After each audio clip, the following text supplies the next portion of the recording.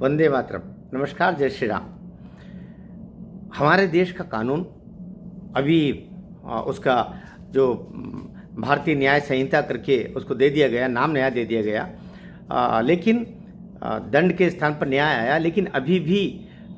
उसमें कितनी कमियां हैं, ये कभी कभी बीच बीच में न्यायालय ही टिप्पणियां क्या करते हैं। अभी उच्च न्यायालय उत्तर प्रदेश इलाहाबाद के द्वारा जो एक दो न्यायमूर्तियों की पीठ के द्वारा एक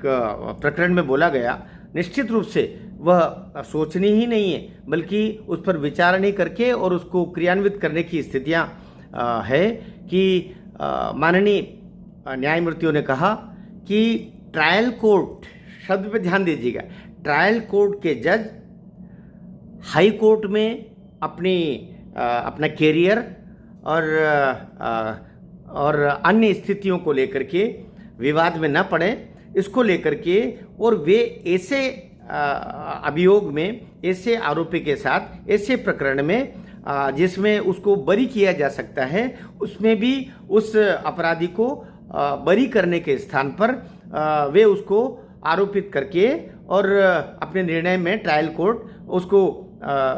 अभियुक्त बना देते हैं और अपराधी की तरह उसका कर दिया जाता है, और वो प्रकरण फिर हाई कोर्ट में जाता है। हाई कोर्ट में जाने के बाद में हमें लगता है कि ये तो ट्रायल कोर्ट में से ही बरी हो जाना चाहिए था। वो प्रकरण ऐसा है ही नहीं कि जिसमें उसको ऐसी सज़ा होती। विशेषतः न्यायमूर्तियों ने कहा कि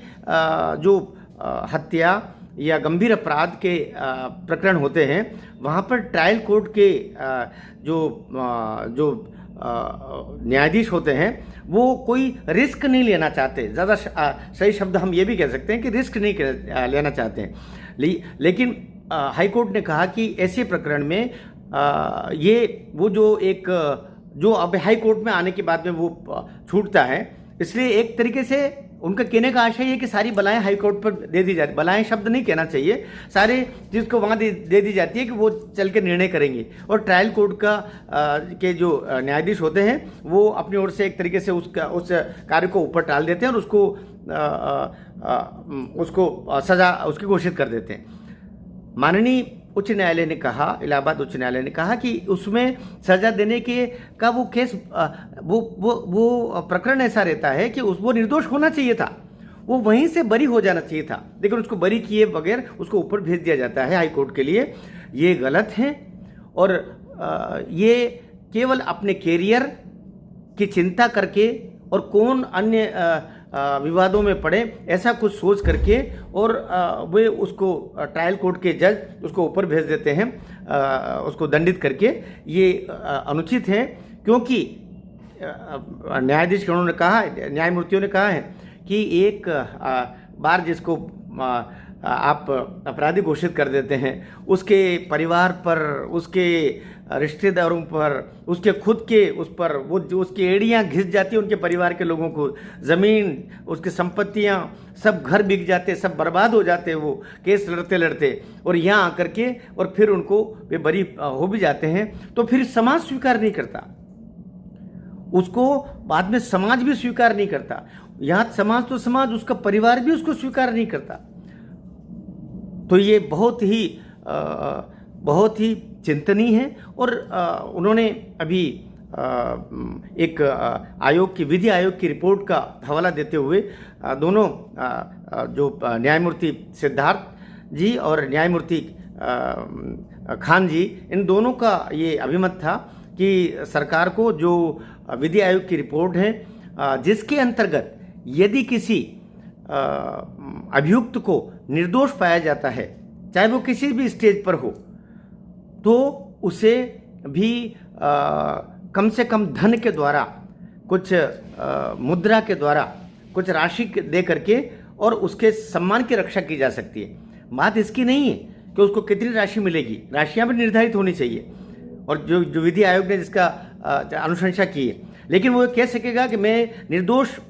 निकला हूं और मुझे सरकार ने इसकी क्षतिपूर्ति की है। तो क्षतिपूर्ति की व्यवस्था धन के द्वारा ऐसे तो की नहीं जा सकती है, लेकिन कम से कम धन के द्वारा क्षतिपूर्ति की जा सकती है थोड़ी बहुत, उसके मान की, सम्मान की, उसके जीवन जो उसने गुजार दिया, जो उसका समय चला गया, जो परिवार के लोगों से वो दूर रहा, पूरा घर बर्बाद हो गया उसका, वो तो नहीं लौटाया जा सकता, लेकिन क्षतिपूर्ति के रूप में कुछ राशि उसके लिए निश्चित की जानी चाहिए। और ये विधि आयोग ने रिकमेंड किया है। हमारे संविधान की, हमारी न्यायिक प्रक्रिया की यह सबसे बड़ी कमी है, सबसे बड़ा दोष है कि एक बार वो 10-20 साल के बाद में निकलता भी है बेचारा, तो वो हो जाए, बस तब तक उसकी ज़िंदगी ख़त्म हो चुकी रहती है, कुछ भी नहीं बचता उसके साथ में। और दोषी कौन है? दोषी तो वो ट्रायल कोर्ट का, क्षमा करना, ट्रायल कोर्ट का जज ही दोषी है, जिसने उस केस को या तो इतना लंबा खींचा या फिर अपने ऊपर लेने के स्थान पर उसको उसमें अभियुक्त बना करके, उसको अपराधी बना करके और सजा की घोषणा करके, और उसको केस को, अगर उसकी क्षमता है तो ऊपर जाएगा। कितने लोग हाई कोर्ट तक जा पाते हैं, कितने लोग सुप्रीम कोर्ट तक जाते हैं, तो कई निर्दोषों को भी इसलिए सजा हो जाती है। तो एक अपील में एक सजा याफ्ता जो हत्या का अभियुक्त था,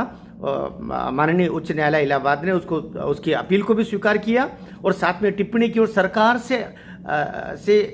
आग्रह किया कि सरकार को आदेश देने का तो सवाल था नहीं, एक आग्रह किया कि विधि आयोग की वह रिपोर्ट अब शीघ्रातिशीघ्र या जहाँ तक जितना जल्दी हो सके उसको लागू करना चाहिए, ताकि निर्दोषों को अगर वो बरी होता है आगे चल के, तो उसको कुछ, उसका मान तो नहीं लुटा सकते, कुछ धन ही हम दे करके और उसके सम्मान की रक्षा हम करें। साथ ही ट्रायल कोर्ट के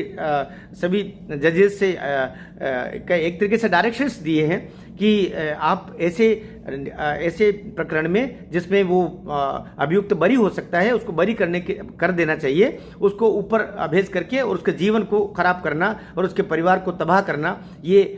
उचित नहीं है। ये दो चीज़ें बड़ी महत्वपूर्ण इस केस में आई है। मुझे लगा कि आपके साथ इस निर्णय को भी हम साझा करें, और हम भी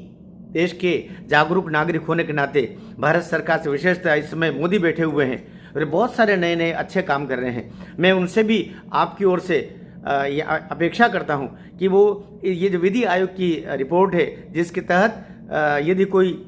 निर्दोष साबित होता है तो उसको कुछ धन के रूप में क्षतिपूर्ति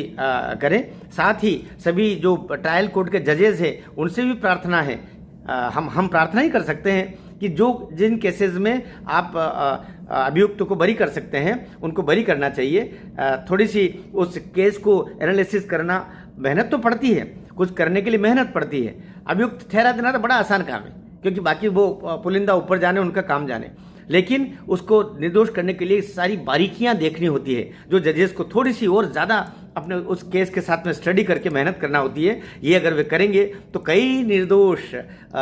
वे और सजाएं के भय और साथ ही उनके परिवार की जो बर्बादी होती है उससे उनको बचा सकेंगे। मैं सोचता हूँ ये दोनों बातें माननीय न्यायमूर्तियों ने बहुत अच्छी कही है, और सरकार से भी अपेक्षा है और नीचे के ट्रायल कोर्ट से भी अपेक्षा है। दोनों इस बात को विचार करते हुए इसका ठीक से इसकी पूर्ति शीघ्र होगी, ऐसी अपेक्षा करते हैं। भारत माता की जय।